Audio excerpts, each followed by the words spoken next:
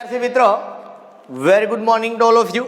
ધોરણ 11 chapter number 13 આલ્કીનના રાસાયણિક ગુણધર્મો ઉપર આપણે આજના લેક્ચરમાં ચર્ચા કરવાની છે.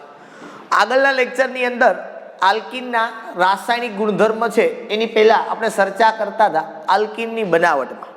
3-4 બાબતોમાંથી આલ્કાઇનમાંથી બનાવી હતી. ધ્યાન રાખવાનું, સીસ સમઘટક બનાવવો હોય તો પેલેડિયમ ઇન ચારકોલ મતલબ લિંડલાર ઉદ્દીપકનો ઉપયોગ કરવાનો, અને જો તમારે ટ્રાન્સ સમઘટક બનાવવાનો હોય તો સોડિયમને પ્રવાહી એમોનિયા સાથે પ્રક્રિયા કરવાની, એટલે સોડામાઇડ બનશે.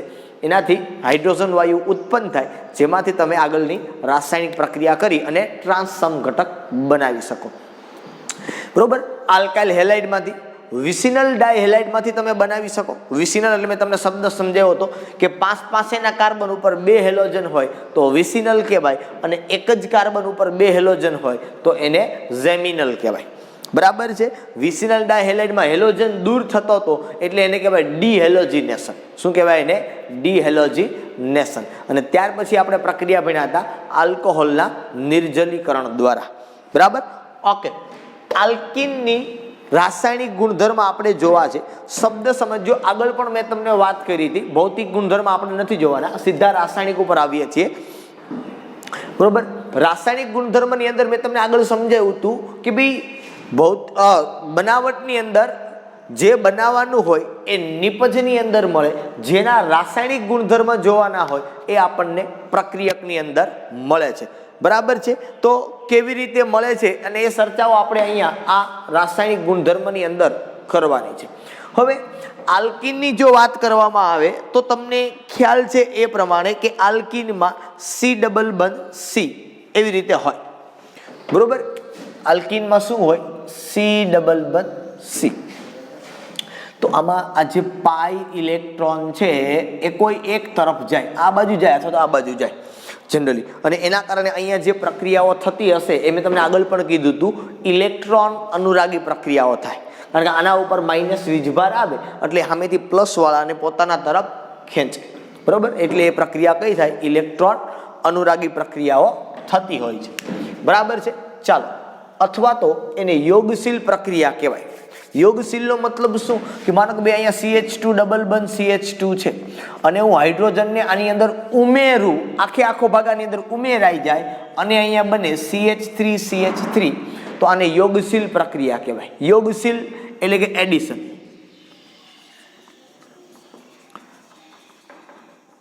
એડિશન એને કહેવાય, ગુજરાતીમાં તમે ગણિતમાં કહો તો એને કહેવાય સરવાળો. શું કહેવાય? સરવાળો. આની અંદર એડ થઈ જાય. બરોબર. માનો કે આવું કંઈક છે તમારી પાસે, CH ટ્રિપલ બંધ CH અને 2 મોલ હાઇડ્રોજન નાખું તો 2 આની અંદર આવી જશે અને થઈ જશે CH3. તો આને પણ કઈ પ્રક્રિયા કહેવાય? યોગશીલ પ્રક્રિયા કહેવાય, અથવા તો એને કહેવાય એડિશન રિએક્શન. બરોબર. એટલે યોગશીલ પ્રક્રિયા એટલે બીજું કાંઈ નહીં, ઉમેરાવું. એને કઈ પ્રક્રિયા કહેવાય? યોગશીલ પ્રક્રિયા. સ્થાન બદલે તો એને કહેવાય વિસ્થાપન પ્રક્રિયા. કઈ પ્રક્રિયા કહેવાય?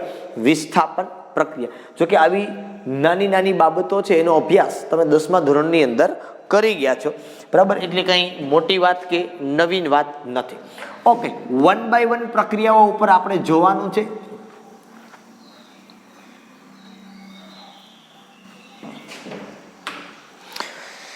ચાલો. પ્રથમ આપણને આપવામાં આવેલું છે અહીંયા ડાય હાઇડ્રોજનનું ઉમેરણ. શું આપવામાં આવેલું છે આપણને? ડાયહાઇડ્રોજનનું ઉમેરણ. કે ડાયહાઇડ્રોજન કેવી રીતે ઉમેરે? જો કોઈ પણ પદાર્થ ઉમેરવાની જ્યારે વાત આવે અને આખો ઉમેરાઈ જતો હોય તો એ પ્રક્રિયા યોગશીલ કહેવાય. આલ્કીનની આપણે વાત કરીએ છીએ તો મેં તમને હમણાં જ લખાવી હતી CH2 ડબલ બંધ CH2 પ્લસ H2. બરોબર. પેલેડિયમ અથવા તો પ્લેટિનમ ઉદ્દીપકની હાજરીમાં, સોરી DT નહીં PT. ઓકે. નિકલ ઉદ્દીપક વાપરો તો તાપમાન ઊંચું રાખવું પડે ને દબાણ ઊંચું રાખવું પડે. આ H2 આખો આની અંદર ઉમેરાઈ જાય તો આ બનશે અહીંથી CH3 અને ઇથિન કહેવાય અને ઇથેન કહેવાય. બરાબર છે. તો હાઇડ્રોજન ઉમેરાય એને યોગશીલ પ્રક્રિયા કોઈ પણ ઉમેરાય. અહીંયા માનો કે હેલોજન હોય તો આને બીજી પ્રક્રિયા તમારે લગભગ એ જ જોવાની છે. હા, હેલોજનનું ઉમેરણ જોવાનું છે. સેકન્ડ તમારે નંબર 2 ડાય હેલોજનનું ઉમેરણ. પછી માનો કે અમે પ્રોપીન હોય ને તો એ જ પ્રક્રિયા થશે, બરોબર. ડાય હેલોજનનું ઉમેરણ. ડાય હેલોજન આપણે ઉમેરો છે. સપોઝ અહીંયા CH2 ડબલ બંધ CH2 અને પ્લસ Cl2 માનો કે હું રાખું. આ પ્રક્રિયા જનરલી CCl4 દ્રાવકની અંદર કરવામાં આવે. CCl4 કાર્બનિક દ્રાવકો છે. યાદ કરજો, આપણે આવું આગળ ભણેલા જ છીએ કે ધ્રુવીય પદાર્થ ધ્રુવીય દ્રાવકમાં દ્રાવ્ય થાય અને અધ્રુવીય પદાર્થ અધ્રુવીય દ્રાવકમાં દ્રાવ્ય થાય. તો Cl2 છે એમાં બંધ કેવો હોય તો કે Cl અને Cl બેની વિદ્યુત ઋણતા સમાન. તો આ અધ્રુવીય થાય અને અધ્રુવીય થાય તો સીધી વાત છે આ અધ્રુવીય દ્રાવકમાં દ્રાવ્ય થાય.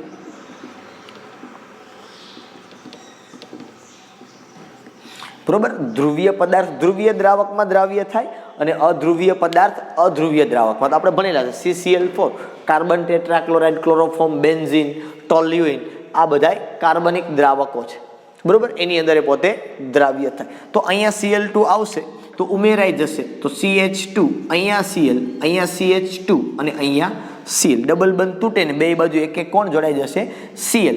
આને કહેવાય 1,2 ડાયક્લોરો ઇથેન. આ તમારું છે ઇથિન. જો સેકન્ડરી બાબત કે માનો કે અહીંયા પ્રોપીન છે તમારી પાસે CH ડબલ બંધ CH2 અને જો હું અહીંયા Br2 વાપરું છું, સમજો આખી બાબત નવું છે આ થોડું કેવું, તો પ્રક્રિયા તો આની જેમ જ થશે, નથિંગ એલ્સ. નવું નથી કંઈ અહીંયા Cl નહીં પણ Br CH2 અને અહીંયા Br. આને કહેશું આપણે 1,2 ડાય બ્રોમો પ્રોપેન અને આને કહેશું આપણે પ્રોપીન. પણ બ્રોમિન છે એ બ્રોમિનનો પોતાનો રંગ હોય, એ ડબલ બંધની અંદર ઉમેરાઈ જાય એટલે પોતાનો રંગ દૂર થાય. એનો મતલબ એમ કે આ કસોટી છે એ પ્રયોગશાળામાં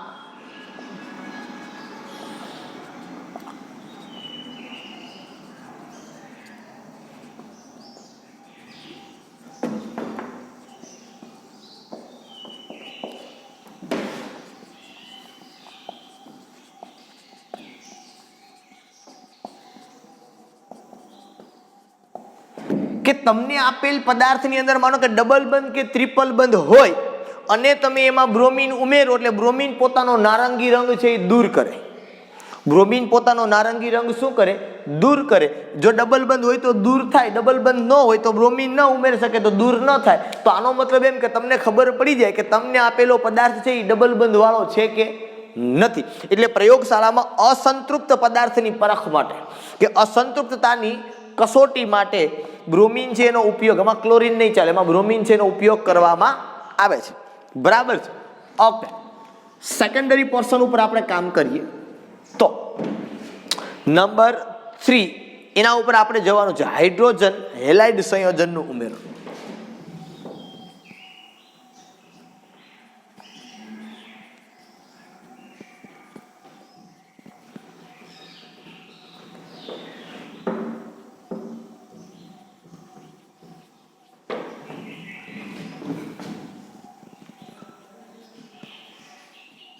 ચાલો, હાઇડ્રોજન હેલાઇડ સંયોજનનું ઉમેરણ.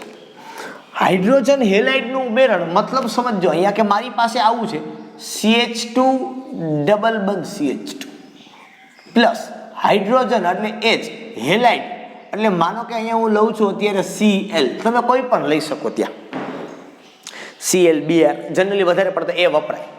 તો અહીંયા ડબલ બંધ તૂટે, એક બાજુ હાઇડ્રોજન જાય ને એક બાજુ Cl, કોણ કઈ બાજુ છે તમે ગમે ને ગમે એ બાજુ લખી શકો, એક ને એક જ થાય. જો સપોઝ હું અહીંથી આવું લખું, અહીંયા હાઇડ્રોજન આપું પહેલા તો આ શું થઈ ગયું CH3 CH2 Cl. સપોઝ આને પહેલા હું Cl આપું અને આને હાઇડ્રોજન આપું તો શું થાય? તો અહીંયા Cl CH2 અને CH3 થયું. તો બંને એક ને એક જ, બંને થાય કેવું? એક જ, બેને એક જ નામ અપાય 1 ક્લોરો ઇથેન, તો બંને સમાન છે. તો અહીંયા બે બાબતો આપવાનો કોઈ જરૂરિયાત નથી. બરોબર છે.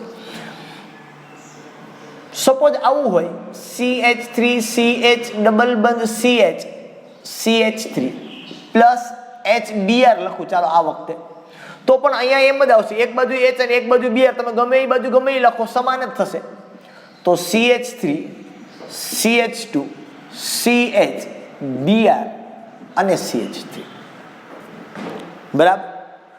પણ જો હું આવું લખું અને વત્તા માનો કે હું અહીંયા HCl લખું, તો હવે જોજો અહીંયા પહેલા હું હાઇડ્રોજન મૂકું તો શું થાય, તો કે CH3 CH2 સોરી અહીંયા 3 નહીં આવે, અહીંયા 2 CH2 Cl. અહીંયા ઉલટું કરું, અહીંયા Cl મૂકું તો CH3 CH Cl CH3. મેં ઇન્ટરચેન્જ કર્યું. ઉપર શું કર્યું તો કે ઉપરની પ્રક્રિયા માટે પહેલા અહીંયા હાઇડ્રોજન મૂક્યો અને અહીંયા Cl મૂક્યો. નીચેની પ્રક્રિયા માટે મેં શું કર્યું તો કે અહીંયા Cl મૂક્યો અને અહીંયા હાઇડ્રોજન મૂક્યો, ઉપર નીચે બંને બાજુ. આ પ્રમાણે પ્રક્રિયા થઈ અહીંયા. તો આને તમે કહી શકો 1 ક્લોરો પ્રોપેન અને આને કહી શકો 2 ક્લોરોપ્રોપેન. સર હવે આમાંથી નિપજ કઈ સાચી મળે? અહીંયા સુધી તો કઈ વાંધો નતો આવતો હાઇડ્રોજન હેલાઇડના ઉમેરણમાં, પણ અહીંયા હવે શું કરવાનું તો કે 2 નિપજ મળે છે. હવે આમાં શું કામ આવું થયું તો કે એટલા માટે આવું થયું કારણ કે આ તમારો જે પદાર્થ છે CH3CH ડબલ બંધ CH2 આ અસમમિતીય આલ્કીન છે કે અસમમિત આલ્કીન છે. કેવો છે? અસમમિત આલ્કીન છે. હવે અસમમિત આલ્કીનનો મતલબ શું તો કે C ડબલ બંધ C ની બંને બાજુ સમાન સમૂહ હોય તો એને સમમિત કહેવાય અને સમાન ન હોય તો અસમમિત કહેવાય. અહીંયા જુઓ C ડબલ બંધ C ની બે બાજુ બે હાઇડ્રોજન, અહીંયા C ડબલ બંધ C ની બે બાજુ એક હાઇડ્રોજન એક મિથાઇલ ગ્રુપ, અહીંયા C ડબલ બંધ C ની અહીંયા બે બાજુ બે હાઇડ્રોજન ને અહીંયા મિથાઇલ ને એક હાઇડ્રોજન જુદું છે એટલે અસમમિત કહેવાય. જો અસમમિત આલ્કીન હોય તો તમને નિપજ એક કરતા વધુ પ્રકારની મળે અને આ એક કરતા વધુ પ્રકારની મળે તો કઈ નિપજ સાચી અને કઈ નિપજ ખોટી? સાચી ખોટી તો નથી, પણ આમાંથી એક નિપજનું પ્રમાણ વધારે હોય અને બીજી નિપજનું પ્રમાણ ઓછું હોય. હવે સર આપણે એ કઈ રીતે નક્કી કરી શકીએ કે આ નિપજનું પ્રમાણ વધારે છે અને આ નિપજનું પ્રમાણ ઓછું છે? એવું આપણને કેમ ખબર પડે? કેવી રીતે ખબર પડે? આ વસ્તુ આપણે જનરલી નક્કી કરવાની છે કે કઈ નિપજ વધારે મળે અને કઈ નિપજ ઓછી મળે અને કેવી રીતે વધુ મળે અને કેવી રીતે ઓછી મળે. આના કારણો શું? તો આના માટે એક માર્કોનિકોવ નામનો વૈજ્ઞાનિક આવ્યો હતો. હવે એને આપવાનો નિયમ શેના માટે રહે? માત્ર અસમમિત આલ્કીન માટે. સમમિત આલ્કીનમાં તો કોઈ પ્રશ્ન છે નહીં. તો અસમમિત આલ્કીન માટે માર્કોનિકોવે 2 પ્રકારે નિયમ આપ્યા કે અહીંયા 2 જુદી જુદી રીતે નિપજો છે એ તમને મળશે. અમુક બાબતોમાં આ નિપજ સાચી છે અને અમુક બાબતોમાં આ નિપજ સાચી છે. કઈ બાબતોમાં કઈ નિપજ સાચી છે એના માટે આપણે 2 નિયમ ભણવાના છે, માર્કોનિકોવનો નિયમ અને પ્રતિ માર્કોનિકોવનો નિયમ. કયા નિયમો ભણવાના છે? ફરી પાછો કહું છું, 2 નિયમો ભણવાના છે, માર્કોનિકોવનો નિયમ અને પ્રતિ માર્કોનિકોવનો નિયમ. બરોબર? આ બંને નિયમો આપણે જોઈએ 1 by 1 બરાબર, એટલે પછી આપણને વધારે આઈડિયા છે એ આવશે. માર્કોનિકોવનો નિયમ ક્યારે લાગે અને પ્રતિ માર્કોનિકોવનો નિયમ ક્યારે લાગે એની ચર્ચા પણ આપણે કરશું. બરાબર? તો અત્યારે આપણે આની અંદર પેટા ભાગની અંદર ચર્ચા કરવાની છે. હું એ કરીને લખું છું અસમમિત આલ્કીન માટે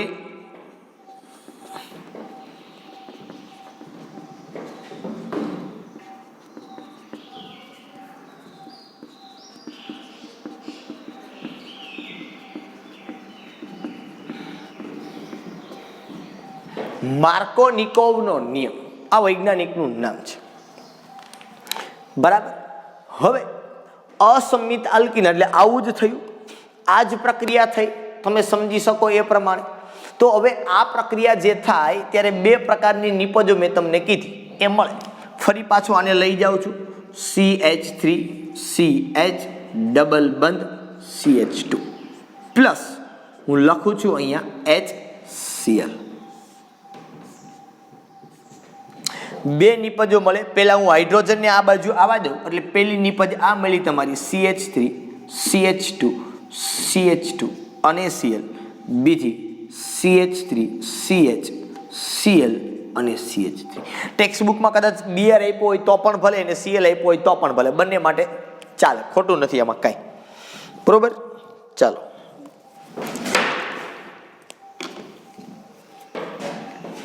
આને લખીએ આપણે પ્રોપીન. અહીંયા લખીએ આપણે 1 ક્લોરો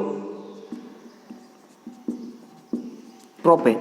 આને લખીએ આપણે 2 ક્લોરો પ્રોપેન. ચાલો હવે હું તમને બહુ સરળ ભાષામાં માર્કોનિકોનો નિયમ સમજાવવાનો છું. ટેક્સ્ટ બુકમાં પણ કંઈક એવું જ કહે છે તમને, પણ આપણે આપણી રીતે માર્કોનિકોનો નિયમ જોવાનો છે.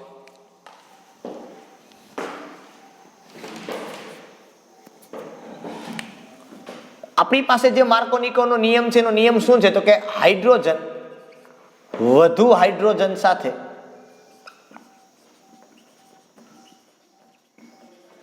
આ માર્કોનિકોનો નિયમ આપણો. હાઇડ્રોજન વધુ હાઇડ્રોજન સાથે જોડાય. હવે અહીંથી જોવાનું છે, આ હાઇડ્રોજન આલ્કીનમાં જ્યાં વધારે હાઇડ્રોજન હોય એ બાજુ જોડાય તો સામેની બાજુ ઓટોમેટિક કોણ થઈ ગયો? Cl. સમજમાં આવે છે હું જે કહું છું કે આ હાઇડ્રોજન છે ઉમેરવાનો, જે હાઇડ્રોજન છે હેલોજન એસિડમાંનો કે હાઇડ્રોજન હેલાઇડ માનો હાઇડ્રોજન એ ક્યાં જશે તો કે C ડબલ બંધ C માં જ્યાં વધારે હાઇડ્રોજન હોય ને ત્યાં જાય. આ C ડબલ બંધ C માં ક્યાં વધારે હાઇડ્રોજન છે તો કે અહીંયા. એનો મતલબ હાઇડ્રોજન અહીંયા જાય તો આનો મતલબ શું થયો કે હેલોજન ક્યાં જાય તો કે અહીંયા. એનો મતલબ આ નિપજ મુખ્ય નિપજ, આ નિપજ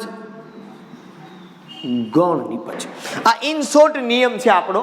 બાકી તમને ટેક્સ્ટ બુકમાં એવું કીધું છે કે ભાઈ હાઇડ્રોજન હેલાઇડમાં કે ઉમેરણવાળા ભાગમાં વધુ વિદ્યુત ઋણ ઘટક એ આલ્કીનમાં ઓછા હાઇડ્રોજન સાથે જોડાય. બરોબર, એનો મતલબ આ જ થયો કે ઉમેરાવાનો જે હાઇડ્રોજન છે એ C ડબલ બંધ C માં જ્યાં વધુ હાઇડ્રોજન હોય ને ત્યાં જાય. આમાં જોવાનું ક્યાં વધારે હાઇડ્રોજન તો કે અહીંયા, તો આ હાઇડ્રોજન અહીંયા જાય. એનો મતલબ આ Cl ક્યાં આવે? અહીંયા. આ ડબલ બંધ છે એ તમારો શું થાય? તૂટે. સમજમાં આવે છે? માર્કોનિકોનો નિયમ વેરી ક્લિયર અને વેરી સિમ્પલ છે. બરોબર, શું હાઇડ્રોજન વધુ હાઇડ્રોજન સાથે જોડાય કે આ હાઇડ્રોજન તમારો એ આ C ડબલ બંધ C માંથી જ્યાં વધારે હાઇડ્રોજન હશે એની સાથે જોડાશે. આ તમારો શું થઈ ગયો? માર્કોનિકોનો નિયમ. આ નિયમ તમારો કોનો છે?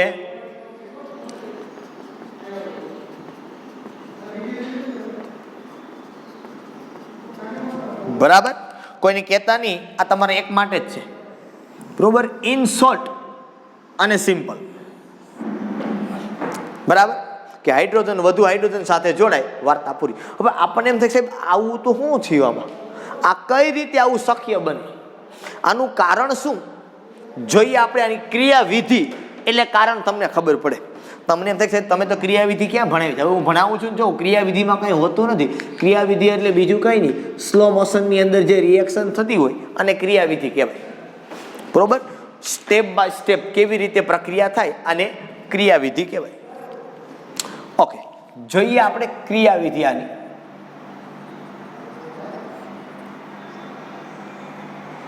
હવે સમજો, આ HCl માંથી સૌ પ્રથમ એટેક કોણ કરે તો કે હાઇડ્રોજન એટેક કરે સૌ પ્રથમ. એટલે હું શું કરું છું કે આપણી પાસે જે પ્રક્રિયક છે,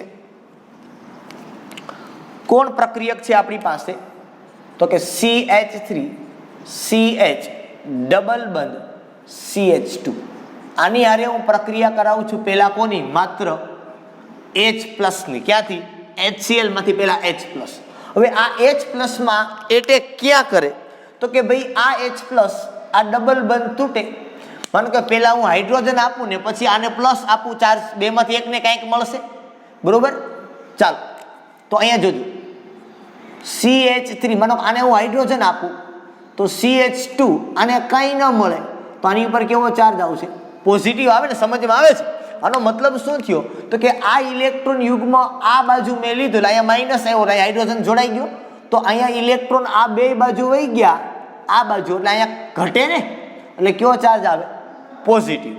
સપોઝ જો આ ઇલેક્ટ્રોન યુગ્મ એ આ બાજુ ખસે, જો એ બાજુ ખસે તો અહીંયા માઇનસ વીજભાર આવે. સમજમાં આવે છે? મારો કહેવાનો મતલબ આવો છે કે આ CH આ બાજુ ખસે ઇલેક્ટ્રોન યુગ્મ તો અહીંયા માઇનસ આવે ને, ત્યાં હાઇડ્રોજન જોડાય, ત્યાં જોડાય તો અહીંયા શું થઈ જાય?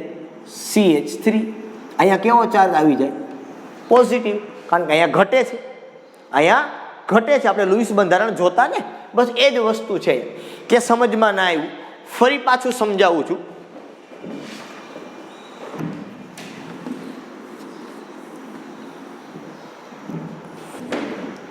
જો આ માર્કોનિકોનો નિયમ વેરી ઇમ્પોર્ટન્ટ છે, બરોબર, બહુ અગત્યનો છે. 12મા ધોરણમાં અવારનવાર જ્યાં ક્યાંય પણ હાઇડ્રોજન હેલોજનનું ઉમેરણ આવશે કે બીજું કોઈ એવું ઉમેરણ આવશે કે જેમાં બે શક્યતાઓ આવશે, ત્યાં સીધો માર્કોનિકોનો નિયમ આવશે. કયો નિયમ આવશે? સીધો માર્કોનિકોનો નિયમ આવશે. એટલે આ ખાસ યાદ રાખવાનો છે કે તમારી પાસે CH3 CH ડબલ બંધ CH2, આની હારે હું HCl માંથી પહેલા એટેક કરાવું છું H+ નું. નિપજની શક્યતા બે છે. જોજો હું શું કહું છું. માનો કે આ ડબલ બંધ છે, એના ઇલેક્ટ્રોન આ કાર્બન પાસે પહેલા આવે, આ બાજુ પહેલા લઈએ, ગમે એ બાજુ તમે લઈ શકો છો. આ બાજુ હું લઉં તો શું થાય? જોવો તો કે CH3 CH આ બાજુ લઉં એટલે અહીંયા માઇનસ આવે, અહીંયા શું આવી ગયું? CH2 અહીંયા ઘટે, અહીંયા શું આવી જાય? પ્લસ. હવે આ H+ ક્યાં આવે? તો કે માઇનસ હોય ત્યાં, તો હું H+ ને ત્યાં મૂકી દઉં એટલે અહીંયા શું થઈ ગયું? માઇનસ અને પ્લસ એ જોડાઈ જાય તો H2 થઈ ગયું. બરાબર છે. હવે બીજી વખત તો કે હવે આ ઇલેક્ટ્રોન યુગ્મને આ બાજુ ખેંચો તો CH3 CH અને CH2. જો તમે આ બાજુ ખેંચો તો અહીંયા માઇનસ વીજભાર આવે, અહીંયા કયો વીજભાર આવે? પ્લસ. તો આ H+ ક્યાં જોડાય? તો સીધી વાત છે માઇનસ આવે તો માઇનસ અને પ્લસ બે નીકળી જાય, H2 છે એના બદલે અહીં થઈ જાય H3. જો જોવો તો ખબર પડે કે આ કાર્બોકેટાયન કહેવાય. કાર્બોકેટાયન વાળો કાર્બન બીજા એક કાર્બન આરે જોડાયેલો, તો આને હું કહું પ્રાથમિક કાર્બોકેટાયન. આ જે છે આને કહેવાય દ્વિતીયક કાર્બોકેટાયન. હવે તમે વિચારો ને તમે યાદ કરો, મેં તમને આગલા ચેપ્ટરની અંદર કાર્બોકેટાયનમાં ભણાવ્યું હતું કે કાર્બોકેટાયન કયો સ્થાયી? તો કે તૃતીયક, દ્વિતીયક અને પ્રાથમિક. તો આ બે માંથી વધુ સ્થાયી કોણ? તો કે આ તો કે ઈ ઓછો સ્થાયી, કારણ કે 1 ડિગ્રી કાર્બોકેટાયન છે. જે વધુ સ્થાયી છે એની હારે હવે કોણ જોડાય? તો કે જે વધુ સ્થાયી છે એની હારે હવે કોણ બાકી છે જોડાવામાં? તો કે હવે બાકી છે એની સાથે જોડાવામાં Cl-, H+ તો જોડ્યો, તો હવે કોણ બાકી છે? Cl-. તો ઈ ક્યાં જોડાય? તો સીધી અને સિમ્પલ બાબત છે, જ્યાં બાકી છે ત્યાં જોડાય. તો કે અહીંયા જોડાશે. જો ત્યાં જોડાય તો CH3 આ માઇનસ ને પ્લસ બંધ બનશે Cl અને આ થઈ ગયું CH3. બરોબર. તો તમને નિપજ મળશે શું? તો કે 2 ક્લોરો પ્રોપેન. શું નિપજ મળશે તમને? 2 ક્લોરો પ્રોપેન. આ પ્રકારની નિપજ છે એ તમને મળવા પાત્ર છે. સમજમાં આવી આખી બાબત? બરાબર છે. તો આ એની ક્રિયાવિધિ થઈ કે અહીંથી બંધ તૂટે, બે બાજુ વિચારવાનું, H+ જોડાય તો અહીંયા પ્રાથમિક કાર્બોકેટાયન બને, અહીંયા દ્વિતીયક કાર્બોકેટાયન બને. પ્રાથમિક કાર્બોકેટાયન કરતા દ્વિતીયક કાર્બોકેટાયનની સ્થાયીતા વધુ છે, તો આ ઋણ આયન છે એ વધુ સ્થાયી કાર્બોકેટાયન સાથે જોડાય, કારણ કે એ પોતે પણ વધુ સ્થાયી બને. એટલે આ Cl- છે એ આની હારે જોડાય તો 2 ક્લોરોપ્રોપેન તમને નિપજ મળે. એટલા માટે આને આપણે મુખ્ય નિપજ કહીએ છીએ. ઓકે, આ માર્કોનિકોવનો નિયમ લાગ્યો. માર્કોનિકોવના નિયમ માટે અહીંયા HCl લખ્યું એમ HBr HI કોઈ પણ ચાલે, બરોબર. હવે તો કે હવે મારે સેકન્ડરી જોવાનું છે, બીજી વાત કરવાની છે. તો એ બીજી વાત હું કરું, અસમમિત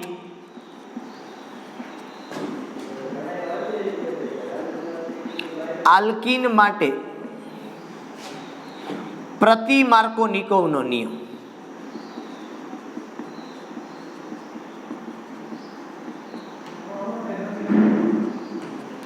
અસમમિત આલ્કીન માટે પ્રતિ માર્કોનિકોવનો નિયમ.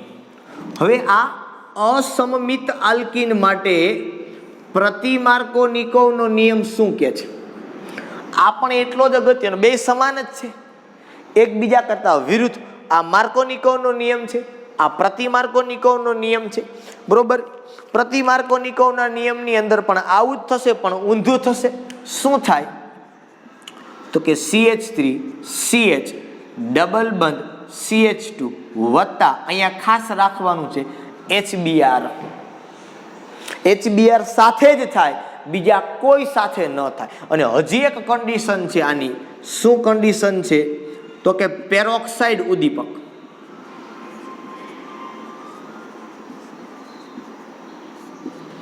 પેરોક્સાઇડ ઉદ્દીપકની હાજરીમાં જ આ પ્રક્રિયા થાય. કોની હાજરીમાં થાય? પેરોક્સાઇડ ઉદ્દીપકની હાજરીમાં જ આ પ્રક્રિયા થાય. અને નિપજની શક્યતા મેં તમને દર્શાવી હતી આગળ એ પ્રમાણે બે રીતે.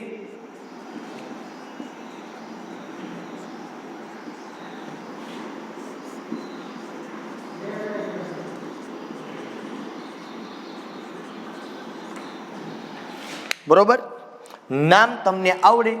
અહીંયા કહેવાય 1 બ્રોમો પ્રોપેન, અહીંયા 2 બ્રોમો પ્રોપેન. પણ અહીંયા પ્રતિ માર્કોનિકોવનો નિયમ શું છે?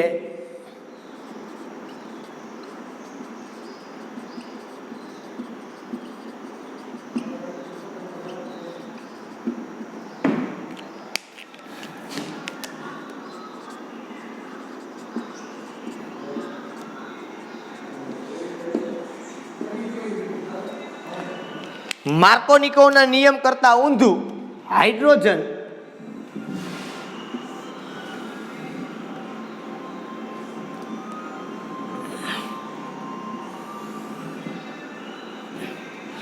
ઓછા હાઇડ્રોજન સાથે જોડાય. માર્કોનિકોવનો નિયમ કરતા પ્રતિ માર્કોનિકોવનો નિયમ ઊંધો. શું? હાઇડ્રોજન ઓછા હાઇડ્રોજન સાથે જોડાય. તો આ હાઇડ્રોજન છે એ ડબલ બંધમાંથી ઓછા હાઇડ્રોજન છે એની હારે જોડાય. તો આની હારે કોણ જોડાય? Br. એનો મતલબ આ નિપજ છે એ તમારી થઈ મુખ્ય નિપજ, અને આ નિપજ જે તમારી થઈ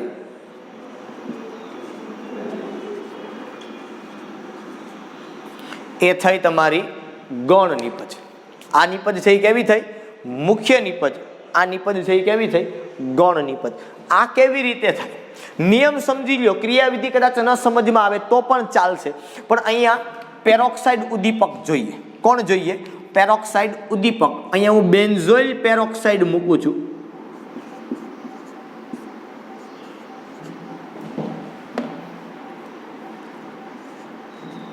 આ બેન્ઝોઇલ પેરોક્સાઇડનું અણુસૂત્ર છે.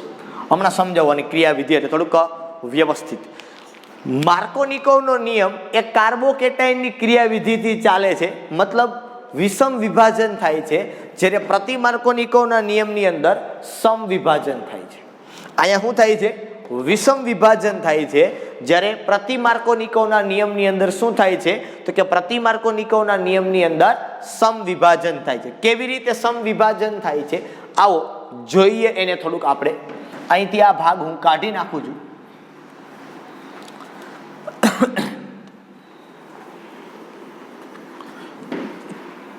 તમને કદાચ ક્રિયાવિધિ ન મગજમાં આવે તો કઈ વાંધો નહીં.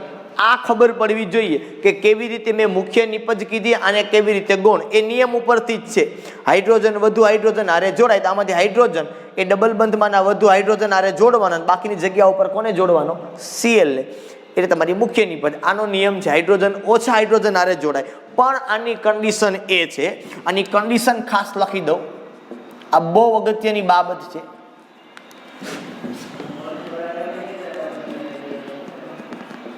અસમમિત આલ્કીનની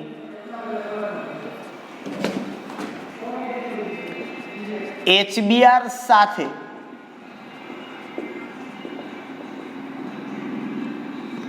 અને પેરોક્સાઇડ ઉદ્દીપકની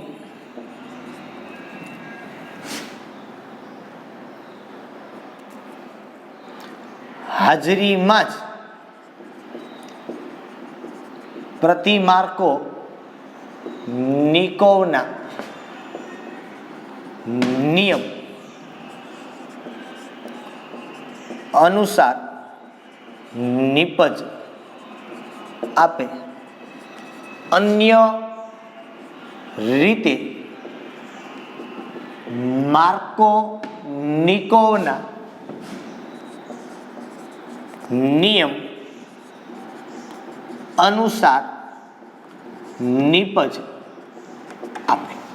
આનો મતલબ એવો થયો કે અસમમિત આલ્કીનમાં HBr અને પેરોક્સાઇડની હાજરી, પછી બેન્ઝોઇલ પેરોક્સાઇડને બદલે હાઇડ્રોજન પેરોક્સાઇડ હોય તો પણ ભલે, ઉદ્દીપક તરીકે પેરોક્સાઇડ અને HBr આ બે હોય તો અને માત્ર તો જ પ્રતિમાર્કોનિકોવનો નિયમ લાગુ પડે, નહીતર માર્કોનિકોવનો નિયમ લાગુ પડે. આ ખાસ અગત્યની બાબત છે, બરોબર?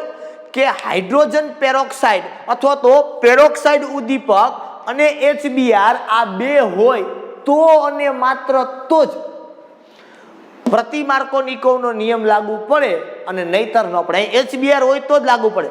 પેરોક્સાઇડ ઉદ્દીપક હોય ને HCl હોય તો માર્કોનિકોવ નહીં, સોરી પ્રતિમાર્કોનિકોવ નહીં, તો શું લાગે? માર્કોનિકોવ લાગે. સર આવું કેમ? HBr સાથે જ શું કામ થાય? HCl કે HI સાથે કેમ નથી થતું? તો આના માટેનું સિમ્પલ અને સોબત કારણ છે કે ભાઈ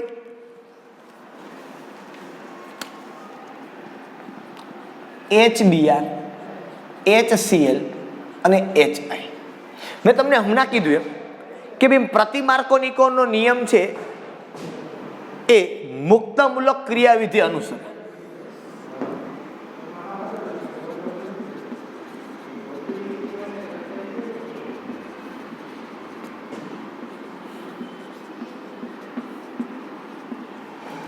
જ્યારે માર્કોનિકોવનો નિયમ એ કાર્બોકેટાઇનની ક્રિયાવિધિ અનુસાર.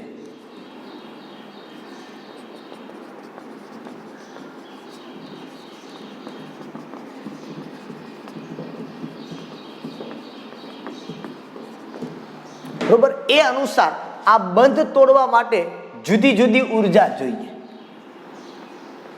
જો તમારે HBr નો બંધ તોડવાનો હોય, જો તમારે HBr નો બંધ તોડવાનો હોય તો ત્યાં તમારે ઉર્જા જોઈ 363.7 કિલો જૂલ પર મોલ.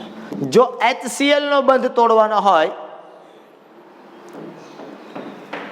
તો તમારે જોઈ 403.5 કિલો જૂલ પર મોલ.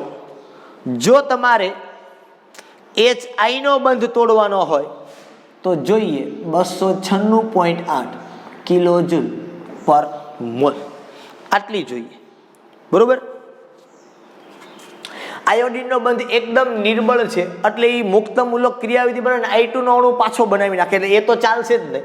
HCl અને HBr માંથી HBr ની ઉર્જા છે એ બંધ તોડવા માટે ઓછી જોઈએ, એટલા માટે HBr છે એનો ઉપયોગ કરવામાં આવે. આ પ્રતિમાર્કોનિકોવના નિયમને બીજા હજી બે નામ આપવામાં આવે છે, પેરોક્સાઇડ અસર અથવા ખરાશ અસર.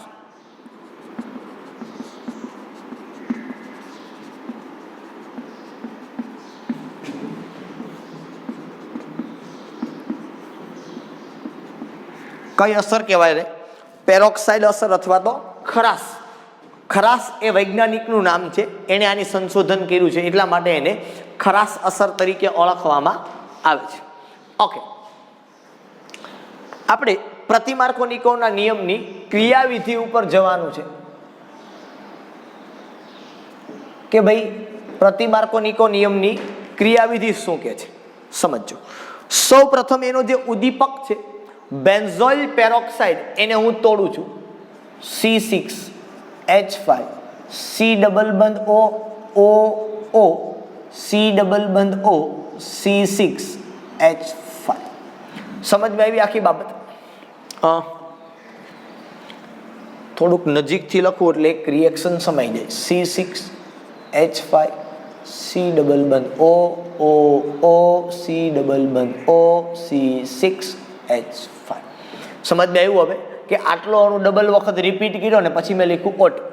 હવે મેં તમને આની આગળ ઘણી વખત પેરોક્સાઇડ વાળી વાત કરી ત્યારે સમજાવ્યું હતું કે સૌથી નિર્બળ બંધ એ પેરોક્સાઇડ બંધ, એટલે આ પોતપોતાના ઇલેક્ટ્રોન લઈ અને છૂટા પડે. મુક્ત મૂલકમાં તો એવું જ હોય, મેં તમને આગળ ભણાવ્યું હતું મુક્ત મૂલક કે ભાઈ બંધ તૂટે એટલે સમવિભાજન થાય, પોતપોતાના ઇલેક્ટ્રોન લઈને છૂટા પડે, એટલે અણુ આવો આવશે C6H5 C ડબલ બંધ O અને O.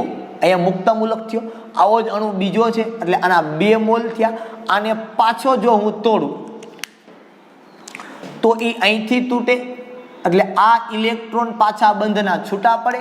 કાર્બનનો ઇલેક્ટ્રોન ઓક્સિજનનો ઇલેક્ટ્રોન બે બંધ બનાવી નાખશે, એટલે અહીંયા બનશે મારી પાસે 2 મોલ C6H5 મુક્ત મૂલક હોય કાર્બન પાસે, અને વત્તા આ O ડબલ બંધ C ડબલ બંધ O. રેડી ને? CO2 ready? એ પણ કેટલા મોલ બની જાય? 2 મોલ. રેડી? એટલે આવું લખી નાખવું 2CO2. હવે આજે મુક્ત મૂલક બન્યું અને બેન્ઝાઇલ મુક્ત મૂલક કહેવાય. શું કહેવાય? બેન્ઝાઇલ. બેન્ઝીન હોય તો C6H6, આમાંથી એક હાઇડ્રોજન જાય એટલે આને કહેવાય બેન્ઝાઇલ. કેમ આપણે મિથેનમાંથી એક હાઇડ્રોજન કાઢીએ એટલે મિથાઇલ કહીએ, એમ બેન્ઝીનમાંથી એક હાઇડ્રોજન જાય એટલે એને કહેવાય બેન્ઝાઇલ. બરોબર? ચાલો, ઓકે. તો આ થયું તમારું બેન્ઝાઇલ મુક્ત મૂલક. હવે આજે બેન્ઝાઇલ મુક્ત મૂલક છે, સ્ટેપ બાય સ્ટેપ તમારે ચાલવાનું છે. એ બેન્ઝાઇલ મુક્ત મૂલક પહેલા અહીંયા હતું, પેરોક્સાઇડનું કામ કર્યું, હવે એ અહીંયા આવશે HBr માં. એટલે આ તમારું જે બેન્ઝાઇલ મુક્ત મૂલક 2 મોલ છે એમાંથી હું 1 મોલ લઉં છું. એની પ્રક્રિયા મારે કરવાની છે HBr સાથે. સમજો, પહેલા હું ખાલી રિએક્શન સમજાવું. આ બંધ તૂટે, આ ઇલેક્ટ્રોન છે, બરોબર છે? તો એમાંથી આ ને આ બે જોડાઈ જાય એટલે અહીં બની જાય C6H6. બની ગયા બેના બંધ. વત્તા શું વધ્યું? તો કે બ્રોમિન મુક્ત મૂલક વધ્યું. હવે આજે બ્રોમિન મુક્ત મૂલક વધ્યો એ આના ઉપર એટેક કરશે, સ્ટેપ બાય સ્ટેપ ચાલશે. બરોબર? તો હું લખું હવે કે CH3CH ડબલ બંધ CH2 વત્તા બ્રોમિન મુક્ત મૂલક. હવે અહીંથી આ બંધ તૂટે તો આ બે પરમાણુ પાસે જગ્યા ખાલી થાય. જો બ્રોમિન મુક્ત મૂલક અહીંયા આવે પેલા અહીંયા, તો અહીં આવી નિપજ બનશે, આની હારે બ્રોમિન જોડાઈ જાય તો અહીંયા મુક્ત મૂલક બને, અને જો અહીંયા બ્રોમિન જોડાય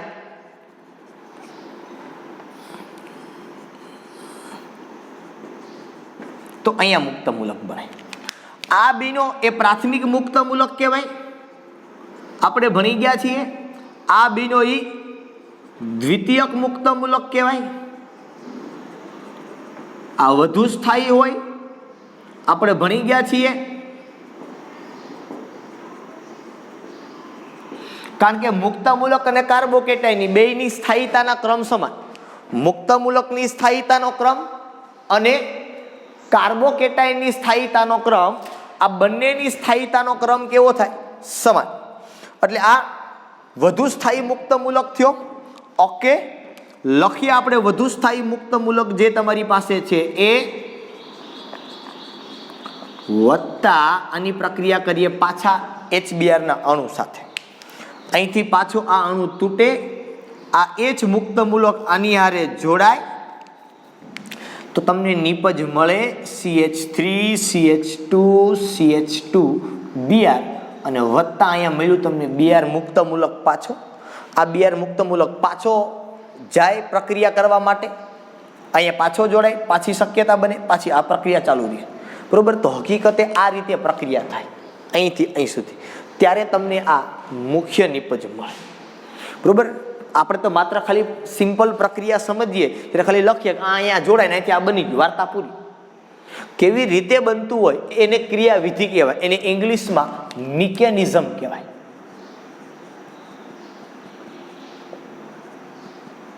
શું કહેવાય એને? મિકેનિઝમ. કે કેવી રીતે પ્રક્રિયા થતી હશે એની સમજ આપણને સ્ટેપ બાય સ્ટેપ આપવામાં આવે. કેવી રીતે નિપજ સમજ આપવામાં આવે? આપને સ્ટેપ બાય સ્ટેપ આપને સમજ આપવામાં આવે કે કેવી રીતે નિપજ બને છે. એ આખી પદ્ધતિ છે એ અહીંયા આપણને આપવામાં આવી છે કે આ રીતે જનરલી પ્રક્રિયા છે એ થતી હોય છે. એટલે આ થયું તમારું નિપજ તમને મળી ગઈ. આ જ નિપજ વધુ સ્થાયી એની હારે જોડે કાર્બોકેટાઇન તમારું આગળ, બરોબર. એટલે એ પ્રમાણે નિપજ છે એ તમને મળે. કદાચ હું તમને ફરી પાછું કહું છું કે ક્રિયાવિધિમાં સમજ ન આવે તો તમને માત્ર આ બે બાબતો બહુ અગત્યની છે, આ બે તમને યાદ રહેવી જોઈએ. અને ખાસ નોંધ કે પ્રતિમાર્કોનિકોનો નિયમ ક્યારે લાગશે અને માર્કોનિકોનો નિયમ ક્યારે લાગશે, બરોબર. તો યાદ કરાવી દઉં કે HBr અને પેરોક્સાઇડ હોય તો જ પ્રતિમાર્કોનિકોનો નિયમ લાગશે, નહીતર માર્કોનિકોનો નિયમ લાગશે. પછી પ્રતિમાર્કોનિકોનો નિયમ લાગવાનો સવાલ આવતો નથી. ચાલો એક એક્ઝામ્પલ તમને આપ્યું છે એને હું તમને સમજાવી દઉં અહીંયા, એટલે તમને આઈડિયા આવી જાય, બરોબર, કે શું થશે. પણ આ માર્કોનિકો અને પ્રતિમાર્કોનિકોના નિયમ છે એ બહુ અગત્યના છે. આગળ ઉપર આપણે ભણશું એટલે એ તમારે આવશે. ચાલો, જો પેલું આપણને આપ્યું છે 13.2 કોયડામાં શું કીધું છે કે હેગ્સ 1 ઇનની HBr સાથેની યોગશીલ પ્રક્રિયાથી મળતી નિપજના IUPAC નામ આપો. કોની પ્રક્રિયા કરવાની કીધી? હેગ્સ 1 ઇન. સમજો કોયડો 13.12 તો 1 2 3 4 5 અને 6 હેગ્સ 1 ઇન કીધી એટલે ડબલ બંધ મૂકી દઉં, CH3 CH2 CH2 CH2 CH CH2. આની પ્રક્રિયા આપણે કરવાની છે HBr સાથે. નીચે આપ્યું છે પેરોક્સાઇડની ગેરહાજરીમાં અને પેરોક્સાઇડની હાજરીમાં. તો તમને ખબર છે કે HBr હોય અને જો તમે પેરોક્સાઇડની ગેરહાજરીમાં કરો તો માર્કોનિકોવનો નિયમ લાગુ પડે અને હાજરીમાં કરો તો પ્રતિમાર્કોનિકોવનો નિયમ લાગુ પડે. ઓકે, ચાલો પ્રથમ આપણે શું કરીએ તો કે પ્રથમ હું અહીંયા લખું કે પેરોક્સાઇડની ગેરહાજરીમાં.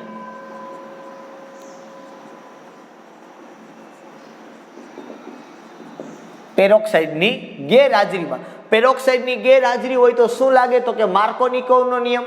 માર્કોનિકોવનો નિયમ શું તો કે હાઇડ્રોજન વધુ હાઇડ્રોજન આરે જોડાય તો આ H અહીંયા જોડાય અને આ Br અહીંયા જોડાશે. ચાલો લખો CH3 CH2 CH2 CH2 અહીંયા કોણ આવશે તો કે અહીંયા આવશે Br અને અહીંયા આવશે CH3. તો આનું નામ થાય 2 બ્રોમો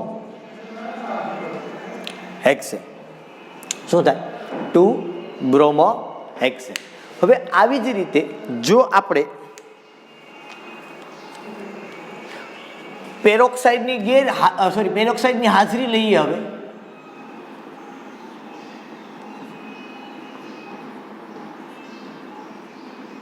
હાજરીમાં તો પેરોક્સાઇડની હાજરી થાય અને HBr છે. જો આવું હોય તો શું થાય તો કે પ્રતિમાર્કોનિકોવનો નિયમ. પ્રતિમાર્કોનિકોવનો નિયમ શું કહે તો કે હાઇડ્રોજન ઓછા હાઇડ્રોજન સાથે જોડાય. આ બે માંથી ઓછા ક્યાં છે? આલ્કીનમાં જોવાનું C ડબલ બંધ C માં. તો બાકીનું એમનન CH3 CH2 CH2 CH2 CH2 CH2 અને Br. તો આને કહેવાય 1 બ્રોમો હેક્સેન. શું કહેવાય આને? 1 બ્રોમો હેક્સેન. બરાબર.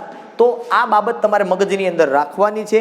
માર્કોનિકોવનો નિયમ ક્યારે લાગુ પડે, પ્રતિમાર્કોનિકોવનો નિયમ ક્યારે લાગુ પડે. ખાસ પહેલી વાત, અસંમિત આલ્કીન હોય તો જ આ બંને નિયમ લાગુ પડે છે, નહીતર આ બંને નિયમ લાગુ પડતા નથી. ક્યારે લાગુ પડે છે? અસંમિત આલ્કીન હોય તો જ આ બંને નિયમો લાગુ પડે, નહીતર આ બંને નિયમો લાગુ પડતા નથી. બરોબર, આની ખાસ તમારે કાળજી લેવાની છે. બરોબર, અને એમાં પણ HBr હોય અને પેરોક્સાઇડની હાજરી તો પ્રતિ માર્કોનિકોવ લાગે, નહીતર માર્કોનિકોવનો નિયમ લાગુ પડે. બરાબર છે. ચાલો, તો આ તમારી ત્રીજી પ્રક્રિયા આપણે જે ખાસ જોતા હતા, બરોબર, એ હાઇડ્રોજન હેલાઇડનું ઉમેરણ થયું. શું થયું? હાઇડ્રોજન હેલાઇડનું ઉમેરણ છે એ થયું. બરોબર, ત્યાર પછી હજી ઘણી બધી પ્રક્રિયાઓ છે, પણ એ બધી પ્રક્રિયાઓ મારા ખ્યાલથી એક લેક્ચરની અંદર નહીં આવે. આપણે એના માટે એક બીજો લેક્ચર છે એ લેવો પડશે, અને એ બીજા લેક્ચરની અંદર આપણે જોશું બાકીની બધી જે પ્રક્રિયાઓ છે એને. બરાબર છે. એટલે આ એટલું આજના માટે રાખી દઈએ. ફરી પાછા આપણે નવા લેક્ચરની અંદર મળશું. ત્યાં સુધી બધાને Tata bye bye and C.